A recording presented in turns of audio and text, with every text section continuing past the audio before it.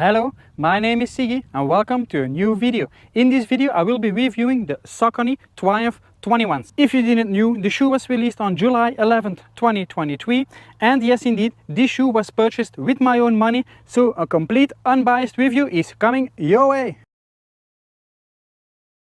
Stack height in the heel 37mm, stack height in the forefoot 27mm. That's a 10mm drop. In my size 46, the shoe weighs 310 grams. It's a neutral daily trainer, best used on the road or on the treadmill. But a light gravel terrain also does not pose any issues. I found that the shoe performs best until 13-14 kilometers an hour. For me personally, the shoe is true to size. The upper also has a little stretch to compensate for if your feet get wider, and personally I did not have any issues during my runs. The midsole and outsole are identical to the Triumph 20s, which consists of a Power One Plus foam that gives you a more responsive feeling and reduces the impact on your body. It's pretty resistant to outside temperatures, which means you will have a comparable run if you go running either in a colder or a warmer climate. The outsole is equipped with a carbon rubber to provide you more grip even on that lighter gravel terrain. It also seems to be very durable. You do occasionally can have a stone that gets stuck between the edges. The slightly wider base at the forefoot will provide you with that stability that we are all looking for. It also has a semi-rocker to help that foot push forwards to give you a proper toe off. The upper is consisted of two layers. First of all, you have the outer layer, which gives you the proper breathability and ventilation, and it's also not thick, so it's ideal for those warmer temperatures. Then you have the inner layer. The inner layer is kind of like a sock that hugs from your midfoot to your forefoot. And yes, of course, the inner layer is also very thin with additional holes for extra ventilation. I also like the tongue very much. The tongue is well padded and is attached to the inner layer. Because it is attached to the inner layer, it remains at its place.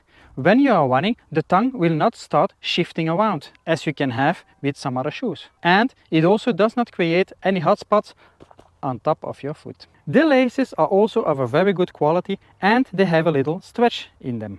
And yes, of course, you can see it, the length is sufficient even if you need to do the runner's knob. Because they have that little stretch in them, you do have to find the correct way to lace up your shoes in the beginning. You need to try it out a little bit. At the heel, there is just the right amount of cushioning inside. Your foot is pretty comfortable, but it could be that you need to, as I said, play around with the laces if you have a bit of a heel slip. And also at the heel, it's reinforced. As you can see, I'm pushing. It's not budging, so it's really stable. It makes sure that your heel and also a little bit your Achilles is protected. The only thing about which I'm concerned is when you are running with these babies in the rain. Because of all the ventilation and the thin layers, your feet will get soaked. So do take that into account. I haven't had the chance to test them out in pouring rain yet. Hello, this is Siggy from the future. I managed to get a run in the rain with the Triumph 21. Let's check it out. As you can see, yeah, pretty wet. Let's check out the socks to see how the shoes held up. As you can see, there was water coming through and it was only drizzling, not pouring rain. So I think my assumption will be right. If there is a lot of rain, your feet get soaked. But okay, let's now get back to Siggy from the past. And if you don't have correct socks, you might end up with blisters in the end. So test it out. That brings us to the durability of this shoe. I have now done around 140 kilometers and I'm not seeing a lot of wear and tear. Hardly anything, which is very positive. The rubber outsole is very good. Also, the foam itself is in mint condition.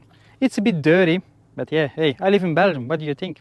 One thing that I did notice is you have one logo here at the side and you have the bigger one at that side.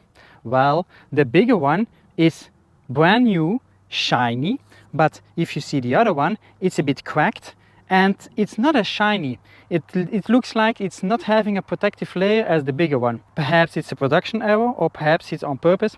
I don't know, but The cracks, yeah, it's just aesthetics, I know, but yeah, I just wanted to mention it. I see this shoe easily reaching up to 800 kilometers, perhaps even more.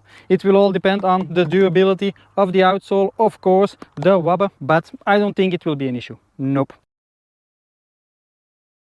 To wrap up, hereby the summary of the Saucony Triumph 21. It's a very decent shoe which will give you a comfortable and especially an enjoyable one, even at a bit of higher paces up until 13-14 kilometers an hour. It is suitable for your easy pace runnings and runs up until marathon distance, which is also very important. I don't expect issues when the temperatures will be a bit colder in a couple of months.